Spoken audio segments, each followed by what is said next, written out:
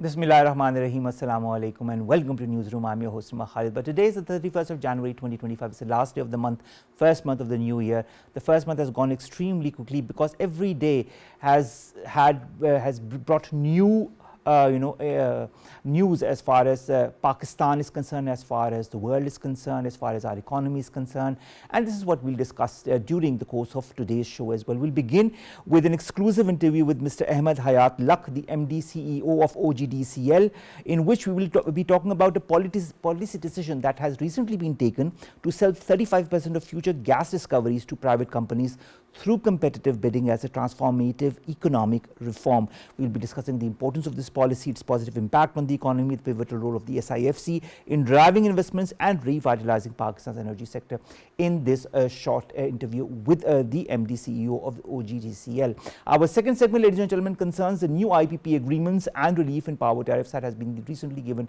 to the people in Pakistan. The government has successfully reached an agreement with 14 IPPs or independent power producers to revise the tariffs, which will result in the savings of around rupees 813 billion for consumers and will help resolve the circular debt, which is estimated at 329 billion rupees.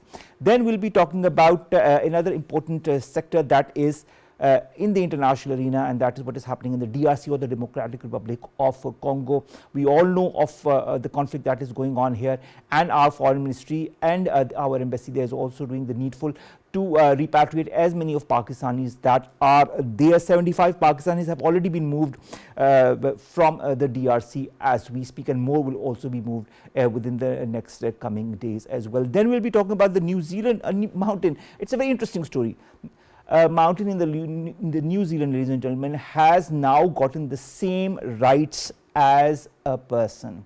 You say why? I'll tell you why during the course of this show. Finally, rock and dust samples have been collected from a deep space asteroid recently, ladies and gentlemen, that have found to contain the building blocks of life. Well, that is what we had already been talking about since a very long time, as to how the different stars and galaxies hold the mysteries to life itself, and that is what has been recently discovered. This is the lineup for today. Let's begin with our first segment, and our first segment, ladies and gentlemen, concerns an exclusive interview with the managing director, or the CEO, and the CEO rather, of the OGDCL, Mr. Ahmed Hayat. Without further ado, he is here with us online. Let's ask him the relevant questions. Thank you for joining us, sir, and thank you for joining us on PTV World. Would you tell us a little bit about how selling this 35% of gas discoveries to private companies could or would transform Pakistan's energy sector? Thank you very much.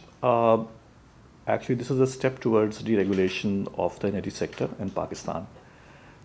As of earlier, prior to formulation of this policy, the upstream petroleum companies were typically selling gas to the SUI companies or to designated buyers by the government. But through the introduction of this new amendment in the petroleum policy, under which the upstream petroleum companies can sell gas to third parties up to 35% from the new discoveries. This is going to open up options for the upstream petroleum companies. One, it is going to introduce competition, which means better prices for the gas which is to be sold through a competitive process, which means more revenues for the upstream petroleum companies, which means more royalty to the provinces, which also means more taxes for the federal government. And in the case of companies like OGDCL, which is a state-owned enterprise, more dividend to the federal government. Now, that is one part of it. The other part of it is that it will rejuvenate, encourage, and support the private sector to enter the energy landscape of Pakistan. It is going to attract and promote investment from the private sector. So it's a win-win for everyone, and I look forward actually to an ever growth-oriented energy landscape of Pakistan in the future. Sir, what kind of benefit could it bring in the long term to the energy landscape? I have briefly touched upon this in my earlier answer, but this is going to, one, it is going to encourage investment from the private sector in the short term, in the medium term, and the long term. That is one part. Because it is important that the private sector becomes the key driver and the leader of economic development in any country. So for Pakistan to grow, for Pakistan's energy sector to grow, it is important that our private sector is fully committed, is fully equipped, and is fully facilitated for the purposes of making investments in this sector.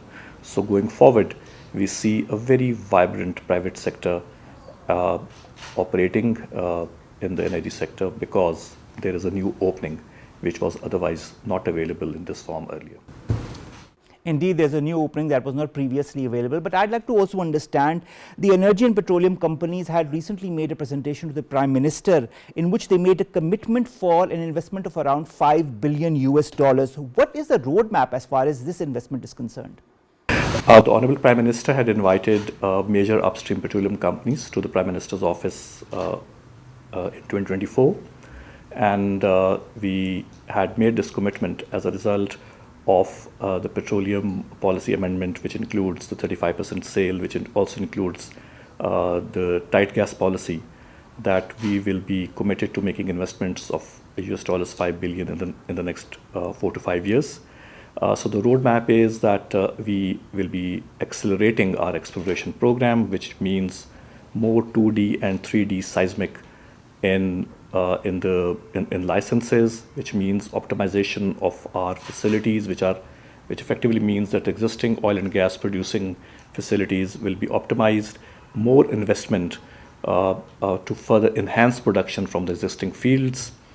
So there is a complete roadmap which has been worked out, and we are working very closely with the Ministry of Petroleum with regard to the implementation of this roadmap. And I'm equally confident about the other E&P companies, which includes Pakistan Petroleum, which includes Mari Petroleum, and other companies in the private sector, that they stand fully committed to this investment, a commitment made to the Honorable Prime Minister. Thank you for informing us regarding that, sir. But I'd also like to understand the role of the Sifc's and its significance in steering this policy towards its formulation and its completion. Ever since Sifc came into being, we have seen a considerable improvement in terms of building investors' confidence in the overall economic landscape of Pakistan. That is one part. And as a sequel to that, there were certain improvement areas which included policy amendments in the petroleum sector, especially the upstream petroleum sector, and considering its importance. So the first part is that the Sifc understood the importance of upstream petroleum sector, and then on the basis of an exercise conducted to identify the areas which required focus, they came up with necessary improvements. So on the basis of consultation and identifying a room for growth, they came up with this amendment to rejuvenate the upstream petroleum sector, to encourage private investment in the sector. So the credit goes actually to Sifc for providing a platform for discussion, providing enabling environment for an important subject to be discussed at the highest level of policy making, at the highest executive level. And then making it happen after taking a consensus view from all the major stakeholders. So this is going to be a game changer. And taking this opportunity, I would like to specially mention the role of Sifc management, their leadership, for making it happen. And for instance, Lieutenant General Sarfraz Ahmed, National Coordinator, Sifc, with whom I have got an opportunity of interacting at various fora, including where we are showcasing Pakistan as a destination of choice for investment, that they have played a significant and important role in bringing it to fruition and making it a success story. Thank you very much for informing us regarding that. But in your point of view, how can reducing the gas imports improve foreign reserves? Pakistan is an energy deficient country, and a lot of foreign exchange is committed towards import of energy. So whenever Pakistan's upstream sector invests in exploration and production, and the production that we get indigenously, that is actually direct import substitution. So when the government comes up with policies which encourage investment in the sector, so it will have direct bearing on saving our foreign exchange and then making use of that money for the development of Pakistan. Also, what are the long-term gains as far as the stakeholders are concerned? Because of course they would be interested as far as this aspect of all of this is concerned. Specifically, when we say that now this is a policy reform which the government has introduced, therefore going forward you will see more investment, more faith in the system, more certainty, and an investment-friendly atmosphere, encouragement to the private sector to invest, because once the private sector starts investing, the government then can focus on other areas. And the investment which is required in this sector is typically capital intensive, but I'm sure and I'm confident that the private sector of Pakistan understands the importance and the dividends which investment in energy sector is likely to pay, and so I see a significant improvement and deregulation in the sector going forward, which will not only add to economic prosperity, but will add to efficiency of the system. Mr. Luck, also how in your point of view can this policy reduce the circular debt when it comes to the energy sector? Circular debt is a phenomenon which is there in the energy sector, and the government has taken very serious measures to reduce it.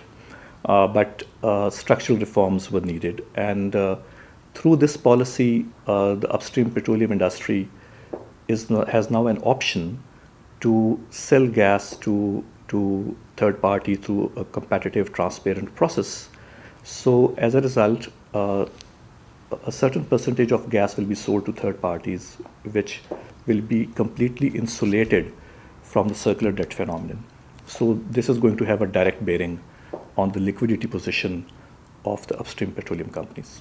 Finally, I've taken a lot of your time, sir, but I'd like to understand from a common man's perspective, a layman's perspective, how is this policy going to impact or affect the common man in Pakistan? Why the energy is expensive in Pakistan? The answer is simple: because we are dependent on imports. We are importing energy, we are using our foreign exchange. As a result, when we import it, obviously the government has to sell it at a certain cost, through which it can actually, the cycle can continue, the cycle of demand and supply. But the other question is the affordability. So if you are importing something and for a country and an economy like Pakistan, which is still in its developing phase, it's important that we reduce the cost of energy. And the only way to reduce the cost of energy is that we exploit and explore and produce our domestic resources to the fullest possible.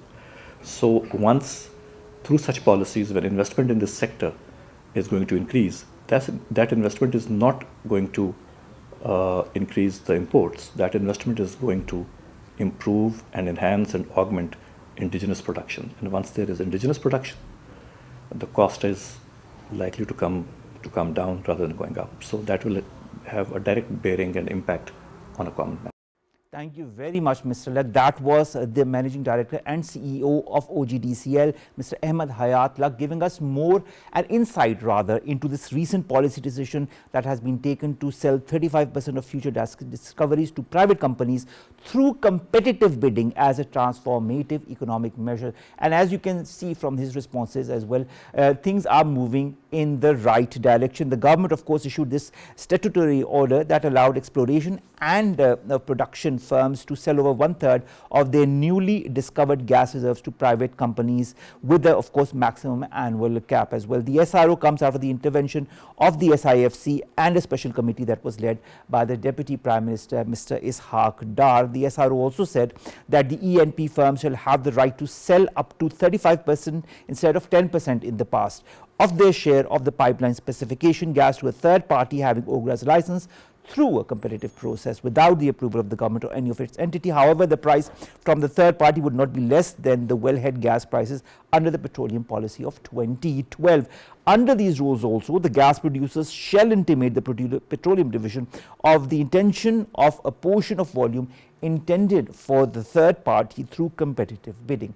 So that was interesting, and we thought we'd begin the show with this exclusive interview and this interaction with the managing director and the CEO of the OGDCL to inform us directly. It's better to have the information directly from the person who has been involved, or one of the persons who has been involved in this whole process. So that was it with our first segment, ladies and gentlemen. Let's come to our second story, and that concerns the new IPP agreements and the relief as far as power tariffs are concerned. The government has successfully reached an agreement with 14 independent power producers, otherwise known to the common man as the IPPs, to revise tariffs, which will result in the saving of around 813 billion rupees for consumers and help recover the circular debt, or resolve it rather, which is estimated at 329 billion rupees.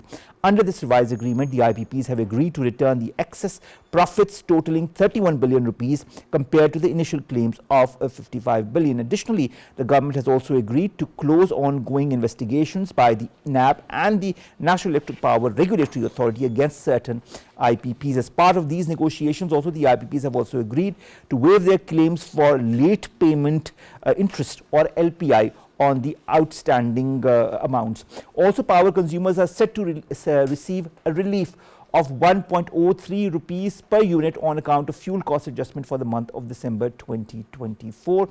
If NEPRA approves the release of the refund, it can provide some financial relief to the electricity consumers in the month of February.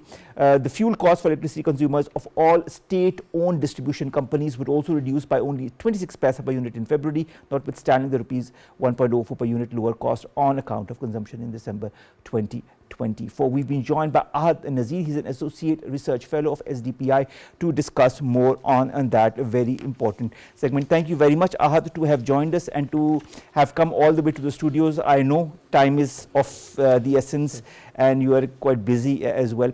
The government, this agreement it has reached with the 14 IPPs to revise the tariffs, which has resulted in a huge saving. I mean, the number is at least for a layman or for myself, is huge. How do you see this agreement? What are the short-term and long-term benefits that this could reap?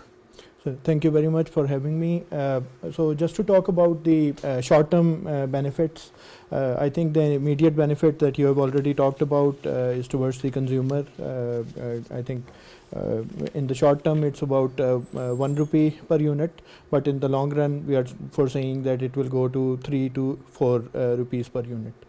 Secondly, I think the biggest problem that we have is that whatever even good things we do in the energy sector end up sort of surmounting the circular debt aspect. So a significant reduction in the circular debt, and that too in a sustainable way. So we have already paid back some a couple of times. We have paid back the circular debt, but it was not sustainable. So this time we sustainably have estimated around 300 billion rupees reduction in the circular debt. Third, I think because this was something that was being viewed as the negotiations might affect the investors' confidence as a whole. So these type of measures where the government actually went into consultation and found a midway out through consultative discussions. So I think this will boost the investor confidence not only in the sector but overall as well. And if we talk about the long-term benefits, then we can definitely see the improved fiscal discipline, especially in this sector, because we have seen due to some wrong contract agreement signed, the sort of the fiscal balance was never really there. And if we then in the long run, we are also seeing the shift towards cost reflective tariffs, which has been signified by the minister as well on several occasions. So that can further benefit us in the way that the capacity payment issue will somewhat be reduced or mitigated. And I think the third aspect is that the reform process, that even as I explained before as well, that even the good things that we are trying to do ended up being going into the negative basket. So that I think will be a positive impact here, that somewhat the good things will eventually start showing good results in the long run. Our 18 IPPs have been now tasked to continue their operations after lengthy discussions. The government's part has succeeded in renegotiating the tariff structure of 10 IPPs under the 2002 power policy and 4 IPPs under the 1994 power policy to reduce the future tariff. When are we going to see the results of this reduction? This will be, of course, in the medium to long term, not in the short term. But I think especially I think the main result will be coming out in the peak season in the summers. So we will start getting a hint of it because last time, if you remember, the summers usually had a very high peak of tariff. So I think that type of peak is not expected this time. And secondly, I think two major issues, if I may highlight in the overall tariff structure. So one is the capacity payments and the second is the US dollar indexation. So I think both have been tried to somewhat regularize in this way. So I think the relief automatically will go to the consumer in the long run, but in the medium term at least we will start seeing significant benefits. What about the dispute between the government and the 12 IPPs? What is the latest as far as that is concerned? Because the report had been was dated in 2020, then there were different meetings that happened, and of course there was a dispute of 55 billion regarding excess savings by the IPPs in the past that arose as well, and they both the government and these 12 IPPs had agreed to submit the dispute to arbitration. Then of course there were further developments in the years in 2021, in December 2021. What is the latest as far as that is concerned? Yes.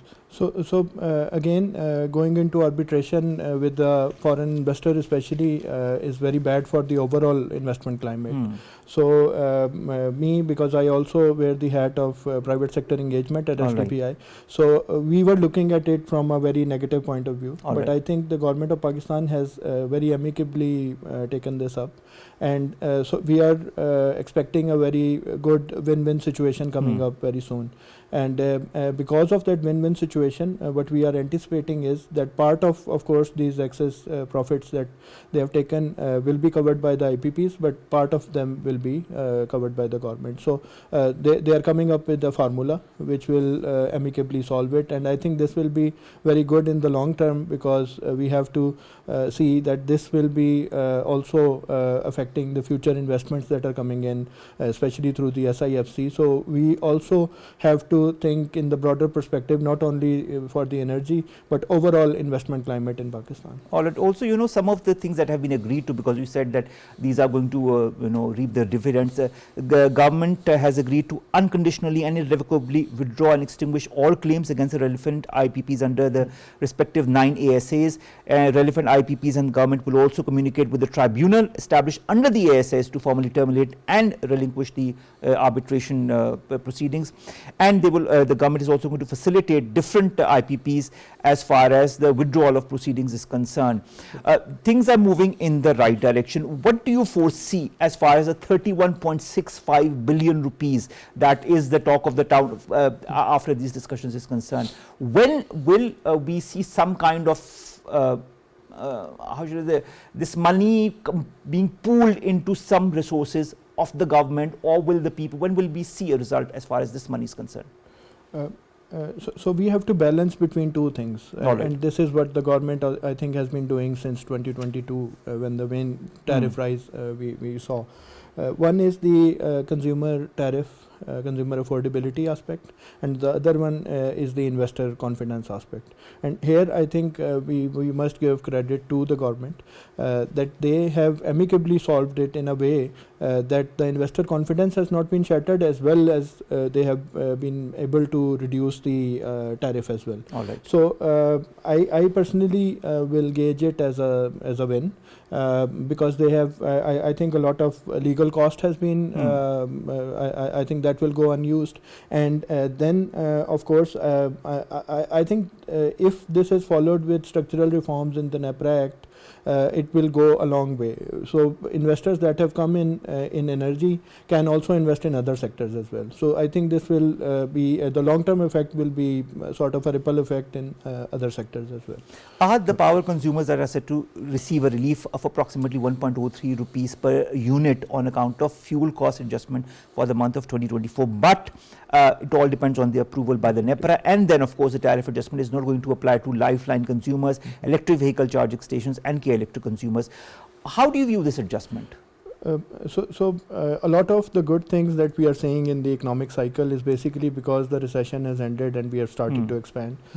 So at the moment the global fuel prices have reached a level where I think the government is able to provide this relief very easily.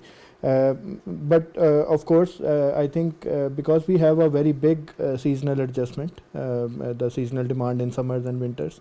So this overall, if coupled with other policy reforms, like for example, if we are talking about more industrialization, which was the basic assumption that missed out, and we got more supply than demand, then and of course the industry shifting to the grid rather than going for their own captive arrangement. So I think these type of reforms, if coupled with the current situation, can in the long run affect the consumer pricing as well as the overall energy climate, because we are not only talking about the domestic consumer, we are also talking about the export competitiveness of our textile sector, our leather sector and other sectors. So if we sort of the overall economic growth aspect of all of the structural reforms that I've just stated, I think that will go a long way. But this should not stop. The reform process actually has begun now.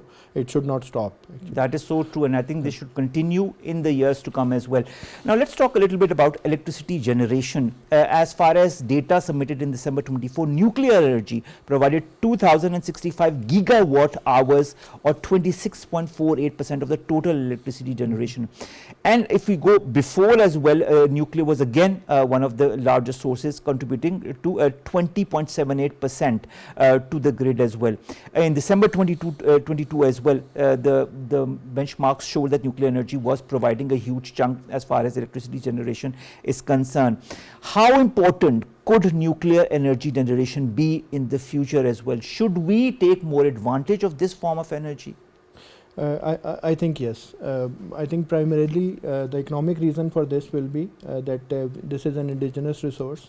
We don't have to import the fuel, and because importing the fuel has a multiple effect on countries like Pakistan. For instance, one is with our devaluing currency, and the other is that we of course import in dollars, and so there is a bubble effect there. And of course both the items, like for example if the fuel cost goes up in the international market, that also affects us, plus the devaluation. So if for example a country X gets an effect of 2 rupees, then we will be getting an effect of 4 rupees because of both these factors combined. So I think nuclear is a very good fuel because it basically checks out all the requirements of the fossil fuel power plants, the base load, and in addition to this it is indigenous. So I think that the next good thing, especially after the reduction in supply of gas, probably is nuclear, especially in terms of power generation. All right. Ahmed, also the power division on yesterday has directed all the public and private electricity distribution companies to sign service level agreements, or SLAs, for improved power supply. The objective, of course, I'd like to understand from you, because they say it is in a bid to attract industrial captive power plants to the national grid and also absorb surplus electricity capacity. What are the objectives in your point of view do such agreements can have or could have or should have? Exactly. So the captive bulge, if I may say, took place in the industry because of the fact that of course the power at that time might have been more costly, and number two, it was because of the issues in the service delivery. But I think the cost factor has now gone out because the cost of the fuel actually has increased. So the other factor still remains, that the type of service that the discos are actually providing to the industrial consumers, that is affected. So they might not be able to, for example, I was in Gadoon Industrial Estate a couple of weeks back. So they told us that there have been outages of more than 10 hours straight. All right. So that for an industry is a big thing. Maybe we can sort of take care of it through UPSs or small generators at the domestic level. But for an industry, such outages might not be might be a big loss for them, especially in the type of competition that we are living in. So I think the first aspect of it is the outages and the service delivery actually will improve. And secondly, the aspect is that because having captive arrangements actually decrease the demand for the actual supply that we have, which is around 43 gigawatts. And that installed capacity then actually gives us a loss in terms of the capacity payments.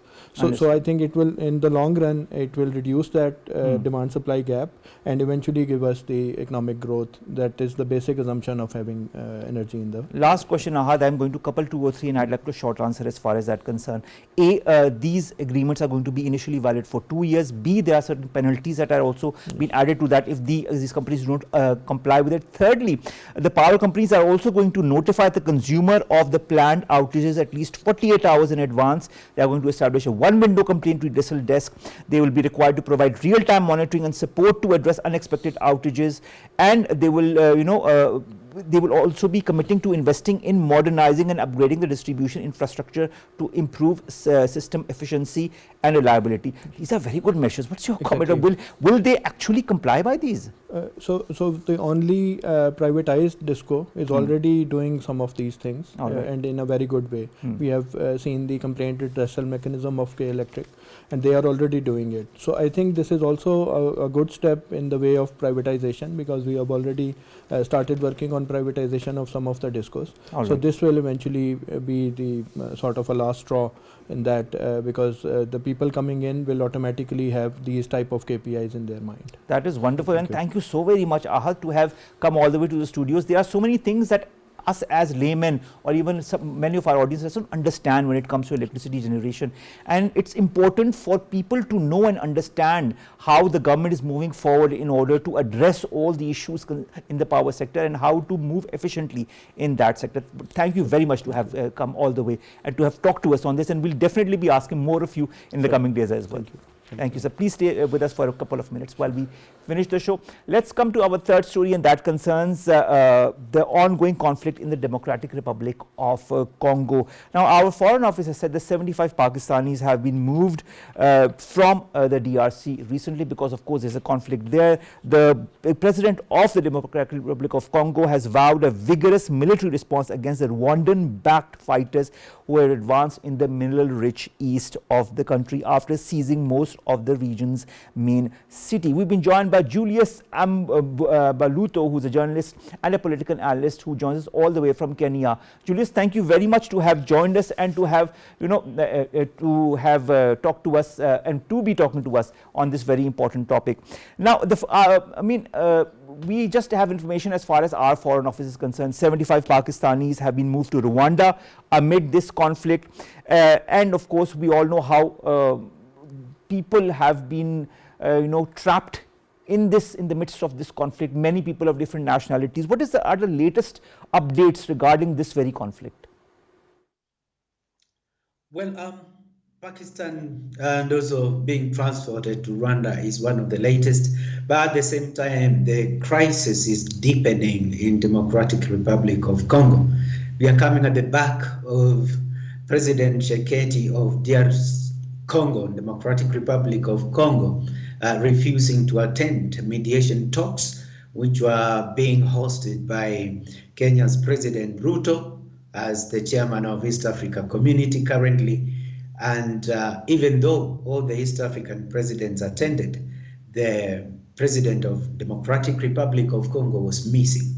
Now, the latest also, we have a situation whereby the forces that are in Congo to support end the crisis, of course, we had united forces like from SADC and then also East Africa Community.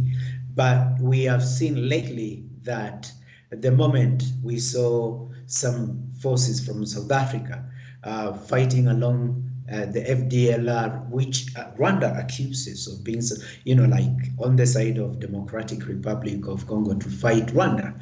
Now, when that happened, and also there was loss of life, South African soldiers were killed. Now, Rwanda's President Kagame is now not very much happy with South African President Ramaphosa. And therefore, this kind of dimension brings a different argument there, whereby as much as we are very much willing to see mediation talks happen involving all the stakeholders, it's not going to be easy, because at the end of the day, the two key presidents in the conflict, we have Rwanda's Paul Kagame, you have also Tshisekedi from Democratic Republic of Congo. The two, they're the key. But to bring them on one table has become a challenge as we are speaking right now. We have seen efforts for mediation happening, but that is not bearing any, fruit. As we're also speaking, as M23 advanced to Goma, we also saw a different dimension whereby mercenaries from Europe were on the ground dealing with the minings. So we are talking about a major bone of contention from Congo. Their claim that their minerals are stolen by countries from Africa, working in conjunction with Western mercenaries. And all this we saw M23 chasing the mercenaries who were there in good large number, sending them away from Congo. So there's a dimension of also Western involvement, whereby countries, I don't know, probably you remember not long ago, the big corporate, I think was it Apple, were fined because of using minerals from Congo to produce all these techno-savvy gadgets, but they were not actually. I want to understand it. What I want to understand from you, Julius, is there a very strong economic angle to all of this conflict? Is this a power struggle to grab as much of mineral-rich areas as possible? Definitely so. That has been a dimension into it, and it's not just mercenaries, it's also some Western countries fronting that kind of effort to happen, to have access and undisturbed access to minerals and all that. That's happening on the ground. And it's not just the Western countries. You remember also MONUSC, which is the United Nations forces, were once accused of doing the same. So it's very complicated, murky situation. But yeah, to answer your question in terms of nationalities being helped out, yeah, it's happening with the Pakistan nationals. Of course, a claim of 150. So 75 have gone to Rwanda, but there is still a few more in, Democratic Republic of Congo as we speak. Julius, there is a lot of international activity and concern as far as this conflict is concerned. The UN, the US, China and the EU have all urged an end to this fighting. You've got a 16-nation Southern African Development Community that is holding or has already held a summit on this crisis in the capital of Zimbabwe. Angola has also called for the Congolese and Rwandan leaders to meet urgently in Luanda. Are the parties concerned looking for an end to this conflict, or they want to, prolong this conflict till one of the parties achieve their objectives? At the moment, it's in the interest of all these institutions across Africa, from Africa Union to SADC to East Africa Community. It's in their interest to end the conflict immediately, as quick as possible. But the challenge is that as much as they want that, the cooperation they need to get from the key players, Rwanda and Democratic Republic of Congo, that's where the problem is. And it doesn't even get easier, because right now, as we speak, Rwanda accuses Congo of supporting FDLR, which they claim wants to fight, and also has been accused to be led by Hutus from Rwanda genocide, who happen to be the ones who are killing the Tutsis, which Rwanda fronts. Then on the other side, you have Rwanda accusing So you have Democratic Republic of Congo accusing M23 to be supported by Rwanda. The problem is Rwanda keeps denying it, but facts and also what is being alleged, there's already 4,000 soldiers from Rwanda on the ground in eastern part of Congo, which all these players are saying they need to stop fighting, they need to end it for peace to happen. Peace talks have happened before, but actually we took a bit of time before this new kind of conflict kick off again. But why did it kick off? Just because the moment, according to last peace talks, it was also agreed with the Democratic Republic of Congo that they are going to kind of incorporate all the militia groups into, Congo's military. Something which M23 could have been absorbed in that kind of dimension, but they never did that. And any other time, the current president, latest regime in Congo, they didn't seem to be focusing on M23, focusing on those previous agreements, and therefore the new kind of conflict happening. It's a way of saying that actually it's in the interest of the world, the interest of Africa, for this conflict to end, because as I'm speaking to you about the very latest, we see now this conflict has really got the potential to escalate to different countries. Why do I say so? You see South African soldiers, when they were killed, accusations of they were betrayed by soldiers from other countries, and also being now accused by Rwanda for supporting FDLR, and also that coming straight forward, you may end up in a situation whereby, like the very last one, you have a group of countries going in to support M23. You have another group of countries going there to support Congo and FDLR. It becomes almost our Africa continental war, and that's really and it's going to be a disaster. It's got to be stopped as quick as possible. As I'm speaking to you, over 400,000 people have already been displaced by this current crisis. So it's in the interest of Africa to put an end to this. International community, they are to shelve their commercial, economic interest in the region. And if they have interest of Africa, interest of Congo at heart, they have to sacrifice their self-commercial interest to allow peace to take place in Congo. Very important. Peace. My last question to you, Julius. Peace is very important. Peace is the need of the hour. This is what everybody is, pressurizing the Congolese as well as and the Rwandans to do. But in your point of view, what should be the long-term strategy when it comes to peace in the DRC? In your point of view, I'd like a short answer because we're short of time. Yeah, definitely peace is a key important thing that all should aim to achieve. And I just want to point a picture there, look like you're small children, a child in Congo, like the pictures we see, a child, 5-year-old, carrying their own little brother of 1-year-old, and they're running for their lives. We don't want to see that. We don't want to see people dying, and it's in the interest of this government. Look about Congo. Congo, M23 is operational inside Congo. So it's the duty of Congo to honor up, the government of Congo to honor up. And as much as they may resist, don't talk about terrorists. Talk about a group of people you need to engage in talks. Number 2, Congo and Rwanda must shelve their accusations and actually allow all the parties, stakeholders to go on the table. Because if Rwanda keeps accusing, Democratic Republic of Congo for supporting FDLR, if Congo keeps accusing Rwanda for supporting M23. Where do we end up with this? They have to shelve those standpoints and accept peace is the best way forward and do all they can.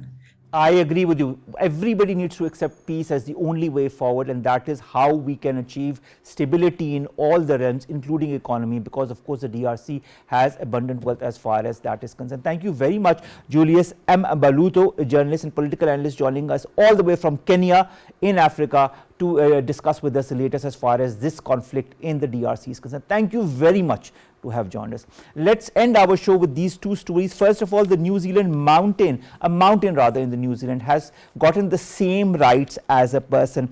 Now, this is a settlement under which this mountain has been granted the same legal rights and the person, which has this is the end of many years of negotiations that have been going on in New Zealand.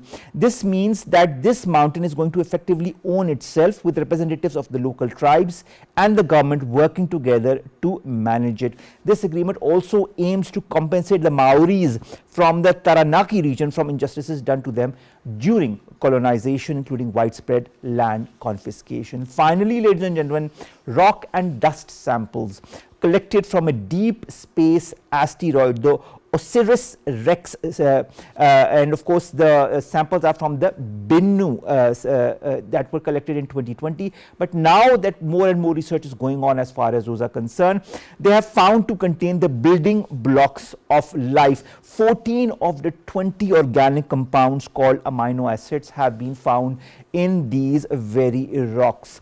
Now, organic compounds, of course, we know that they have more of one carbon atoms that are bound to other elements, usually hydrogen, oxygen, nitrogen, and sulfur, and all life on Earth began in this very way. So it's very interesting to note that asteroids that date to so many years have now had the same basic complex compound encrusted in them that show us signs of life and how life could have originated. Maybe that will give us more answers as far as the origins of life is concerned and how we evolved as well over the centuries and the millennia. With that, ladies and gentlemen, we come to an end of today's newsroom. Today is a Friday, so a long weekend awaits all of us. Have a wonderful one, and we'll see you inshallah on Monday with new stories, segments pertaining to us, you and Pakistan. Stay safe. Allah Hafiz.